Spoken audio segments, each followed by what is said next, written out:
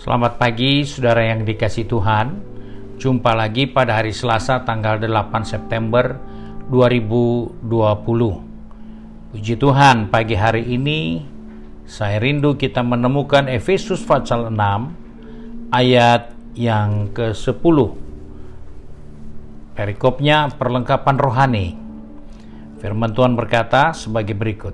Akhirnya hendaklah kamu kuat di dalam Tuhan, di dalam kekuatan kuasa-Nya.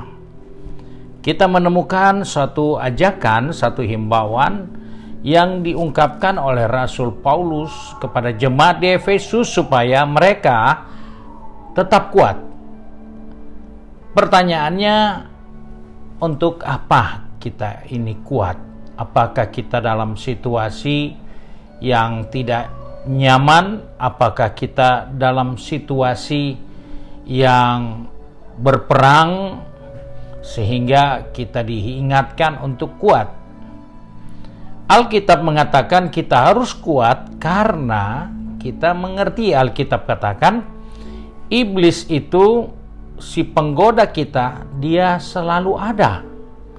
Sebab itu dikatakan iblis itu seperti singa yang mengaum-ngaum mencari siapa yang dapat ditelannya. Jadi kita perlu kuat karena musuh kita selalu mencari kesempatan untuk memperdaya kehidupan kita.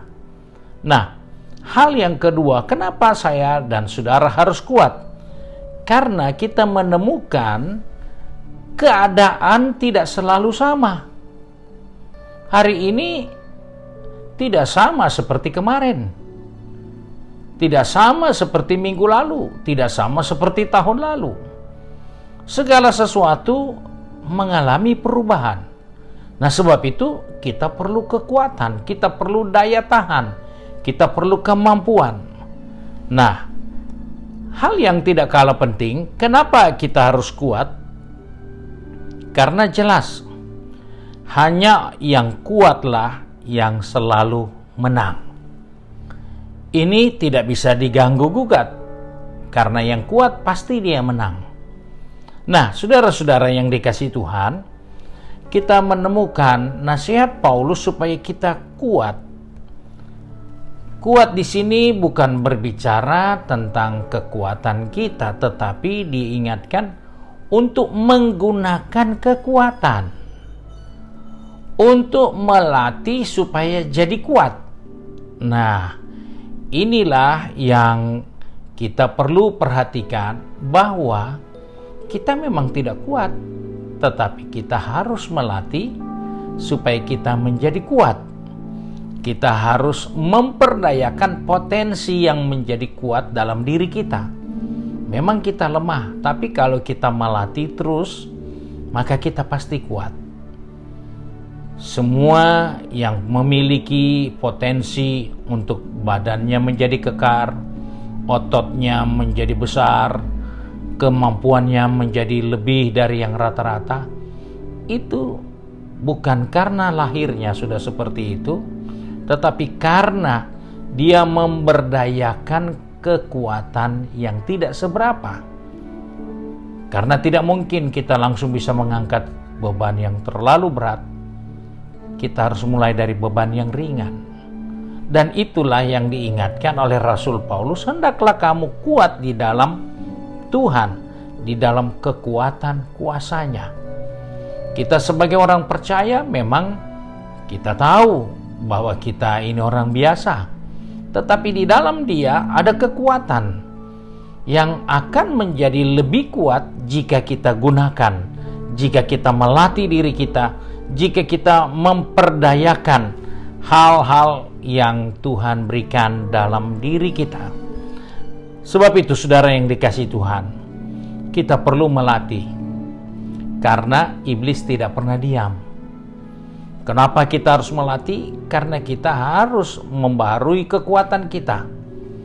Tanpa membaharui kekuatan kita, iblis mudah memperdayakan kita. Kita menemukan seorang yang bernama Simson, orang yang punya kekuatan, dan kekuatannya itu tidak terhingga. Tetapi karena dia tidak melatih diri mewaspadai keadaan yang ada, dia digoda. Sehingga kekuatannya yang tidak terhingga itu akhirnya jadi sangat terbatas dan hilang dalam dirinya.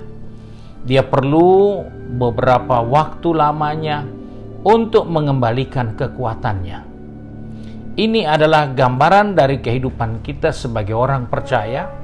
Ketika kita mengandalkan keberhasilan kita waktu yang lalu karena Tuhan sudah tolong, Tuhan sudah berkati, dan kita tidak melatih terus, maka kali berikut kita akan diperdaya. Karena iblis tahu kekuatan kita cuman segitu.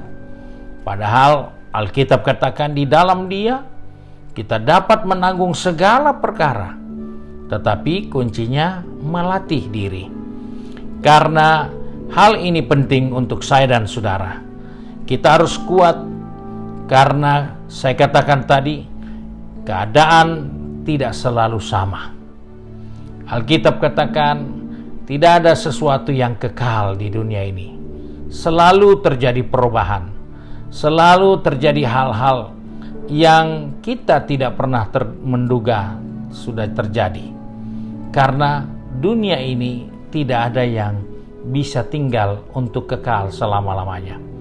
Dan karena perubahan-perubahan itu, maka kita perlu kekuatan. Kita perlu tenaga ekstra karena perubahan-perubahan yang terjadi tidak pernah memberitahukan kepada kita, karena kita ada di dalam kondisi yang aman, nyaman. Hal yang ketiga tadi saya katakan, jelas hanya yang kuatlah yang bisa menang. Karena itu sebagai orang percaya, kita diingatkan bahwa di dalam Dia kita bukan hanya menang, kita lebih dari para pemenang. Kita menang berkali-kali, kita melimpah di dalam kemenangan. Karena itulah kekuatan yang ada di dalam Kristus. Sebab itu hari ini kita diingatkan, hendaklah kamu kuat di dalam kekuatan kuasa-Nya. Karena di dalam Dia kita mengalami kemenangan lebih dari orang-orang yang pernah menang. Karena itu mari pagi ini saja kita datang kepada Tuhan, mohon kiranya pertolongan Tuhan agar kita melatih kekuatan kita hari ini. Walaupun itu kecil, walaupun itu hanya sementara, tapi gunakanlah, karena dengan melatih kita akan menjadi kuat. Kita satu di dalam doa. Kembali kami datang kepada Bapa di surga dengan mengucap syukur, karena hari yang baru ini Tuhan mengingatkan kami untuk kami melatih potensi kami. Kami melatih kemampuan kami.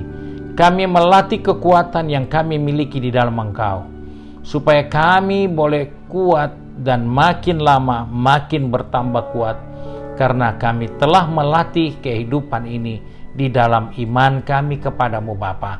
Sebab itu Bapa, tolong kami sepanjang hari ini, pegang tangan kami, atur langkah kaki kami, baik yang akan pergi bekerja, yang akan pergi berbisnis, yang akan kuliah atau sekolah, maupun yang tinggal di rumah. Kami membutuhkan kekuatan Tuhan senantiasa, karena iblis sewaktu-waktu mencari kesempatan yang baik untuk memperdaya kami. Sebab itu Bapa, tolong kami sepanjang hari ini. Biarlah kasih setia-Mu menjadi bahagian kehidupan ini, sehingga sepanjang hari kami tetap waspada di dalam Engkau, dan kami boleh menghadapi segala sesuatu di dalam Engkau yang memberi kekuatan kepada kami.